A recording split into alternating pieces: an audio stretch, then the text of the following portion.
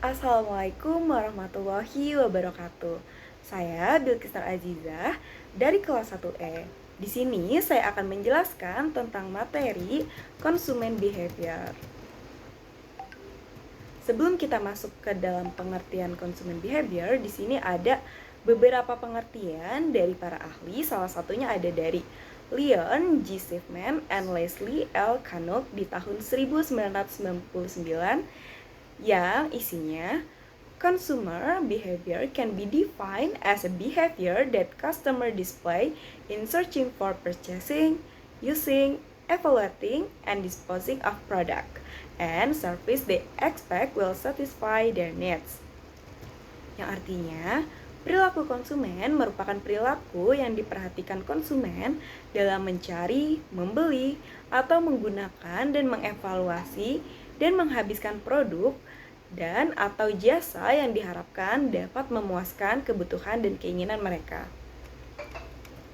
Selanjutnya ada dari Kotler and Keller di tahun 2008 yang berisikan perilaku konsumen adalah studi tentang bagaimana individu, kelompok, dan organisasi memilih, membeli, menggunakan, dan bagaimana barang, jasa, atau ide atau pengalaman untuk memuaskan kebutuhan mereka. Selanjutnya ada definisi tentang teori perilaku konsumen. Jadi teori perilaku konsumen itu adalah kerangka berpikir yang digunakan untuk memahami proses dan tahapan tindakan yang dilakukan individu atau kelompok guna memanfaatkan atau mengurangi nilai guna barang atau jasa. Nah, selanjutnya ada sudut pandang sebagai nilai dasar analisis perilaku konsumen. Di sini terdapat ada 3 sudut pandang. Yang pertama ada tindakan konsumen sebelum melakukan pembelian. Ini dari Philip Kotler. Dan yang kedua ada tindakan konsumen ketika melakukan pembelian menurut Philip Kotler juga. Dan yang terakhir ada tindakan konsumen setelah melakukan pembelian menurut Hermann Heinrich Gossen. Nah, di dalam sudut pandang ini terdapat beberapa poin. Yang pertama ada anggaran, yang kedua ada kuantitas, dan yang ketiga ada utilitas ataupun kepuasan. Nah, Hermann Heinrich Gossen ini mempunyai hukum Gossen 1 dan hukum Gossen 2 yang akan dijelaskan di next slide. Nah, selanjutnya ada faktor-faktor yang mempengaruhi perilaku konsumen menurut Kotler. Jadi ada beberapa faktor. Yang pertama itu ada faktor sosial. Kenapa sih faktor sosial itu bisa mempengaruhi? Karena di dalamnya itu ada lingkungan yang bisa mempengaruhi pembelian dan juga gaya hidup seseorang. Selanjutnya ada psikologis. Nah, psikologis ini bagaimana seseorang melihat melalui sudut pandangnya mereka tentang perilaku ekonomi ataupun jual beli dari segi konsumen gitu. Dan selanjutnya ada dari personal. Nah, dari personal ini tergantung juga dari usianya, terus juga dari gaya hidupnya bagaimana, terus dari pekerjaannya apa, itu sangat mempengaruhi. Dan yang terakhir adalah kebudayaan. Jadi kebudayaan ini sangat mempengaruhi, dapat menimbulkan lifestyle yang berbeda-beda gitu. Jadi ada yang budayanya memang hemat, terus juga ada yang emang budayanya itu hedonisme gitu atau sebagainya. Selanjutnya ada jenis perilaku konsumen. Jadi jenis perilaku konsumen ini terbagi menjadi 2. Yang pertama ada rasional dan irasional. Nah, kalau misalkan rasional ini konsumen bisa memilih ataupun mempertimbangkan apa yang menjadi kebutuhan utamanya ataupun kebutuhan keinginannya gitu. Jadi kalau misalkan irasional ini dia tidak mempertimbangkan apa kebutuhan utamanya. Dia hanya mementingkan utilitas ataupun kepuasan di dalam diri dia gitu. Selanjutnya ada teori perilaku konsumen. Jadi di sini ada 2 teori. Yang pertama teori kardinal dan ordinal. Nah, teori kardinal ini adalah teori yang menyatakan bahwa kegunaan dapat dihitung secara nominal. Sebagaimana kita menghitung berat dengan gram atau kilogram, panjang dengan sentimeter, terus sedangkan satuan ukuran gunaan utility adalah util gitu. Selanjutnya ada ordinal. Teori ordinal ini menyatakan bahwa kegunaan atau kepuasan itu tidak dapat diukur secara kuantitatif, melainkan sifatnya itu bertingkat, berjenjang, dan hanya bisa dibandingkan. Nah, yang selanjutnya ada penjelasan mengenai teori kardinal lebih lanjut.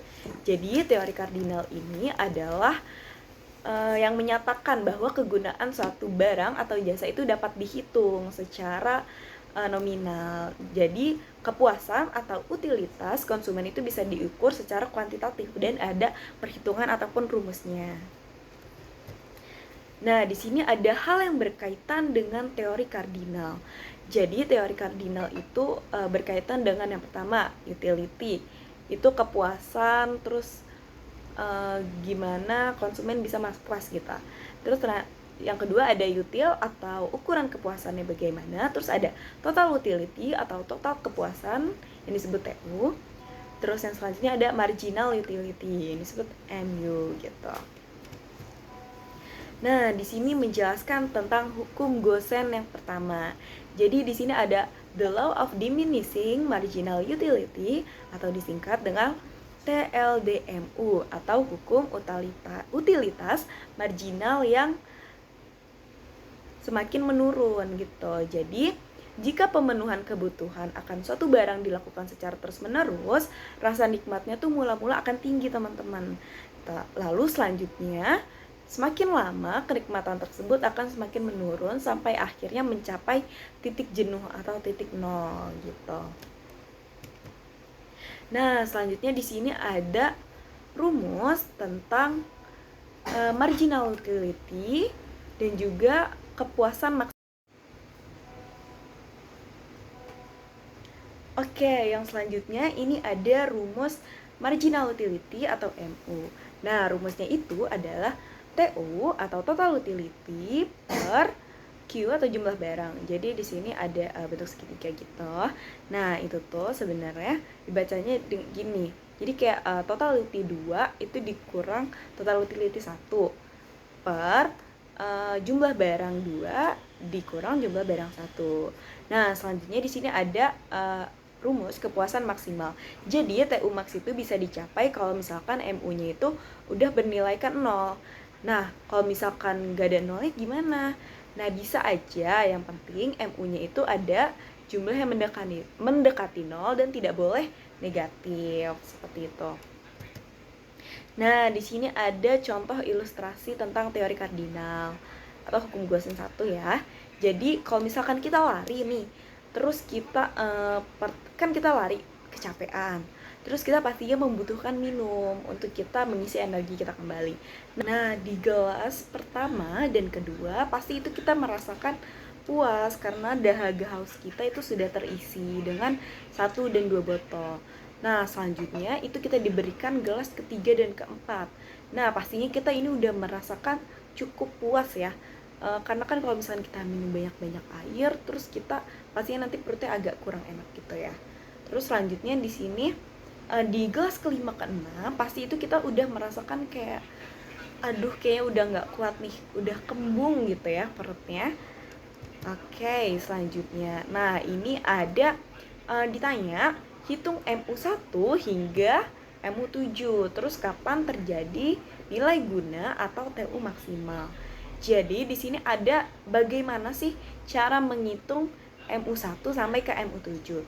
Nah, sesuai rumus yang tadi udah dijelaskan, jadi yang pertama itu MU2 atau marginal utility 2, terus di sini ada total utility yang kedua dikurang dengan total utility yang pertama.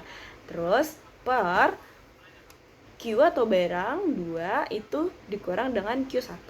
Nah, jadi kayak gini, misalkan nah di sini kan udah ada contohnya ya, ini coba kerjain yang lain.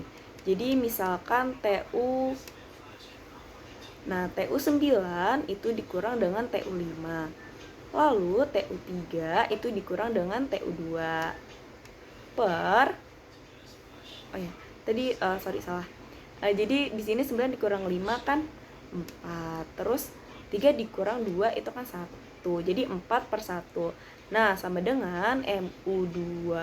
MU-nya itu adalah 4 hingga seterusnya gitu teman-teman.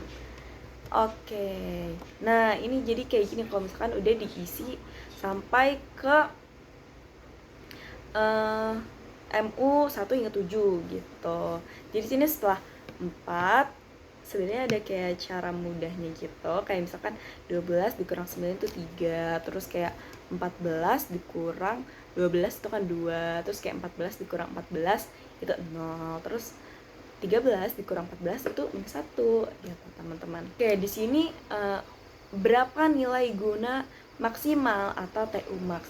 Tadi kan udah dijelasin bahwasannya TU max itu bisa dicapai kalau misalkan MU-nya itu sama dengan 0. Jadi nih, balik lagi ke yang awal. Nah, ke yang ini, ke yang ini. Nah, itu tuh mencapai TU max-nya itu di botol ke-6 karena di sini marginal utility-nya itu mencapai 0. Nah, sedangkan yang ini itu tidak ada 0 teman-teman. Jadi ini hanya ada yang mendekati 0 yaitu 2 di jumlah mineral tuh botol yang ke-5 gitu. Oke, selanjutnya ada teori ordinal. Jadi teori ordinal ini menyatakan bahwa kepuasan itu tidak dapat diukur secara kuantitatif seperti tadi lewat rumus.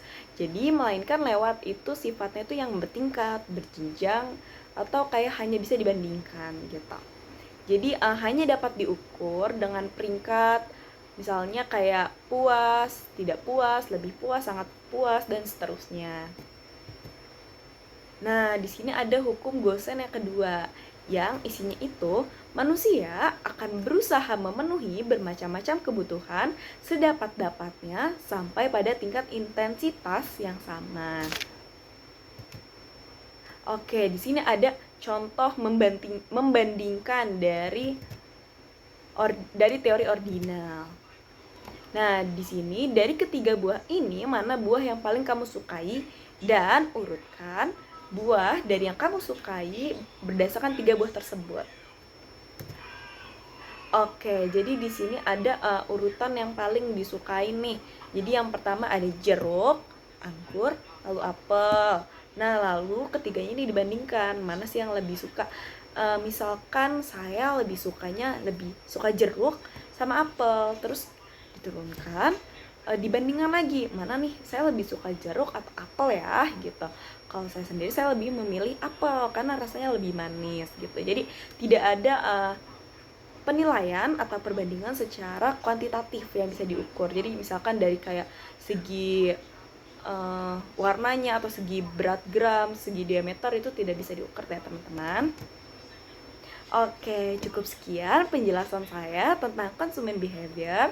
Semoga video ini dapat dimengerti dengan jelas dan juga remedial saya selesai sampai di sini. Terima kasih Ibu Tili. Dadah semuanya.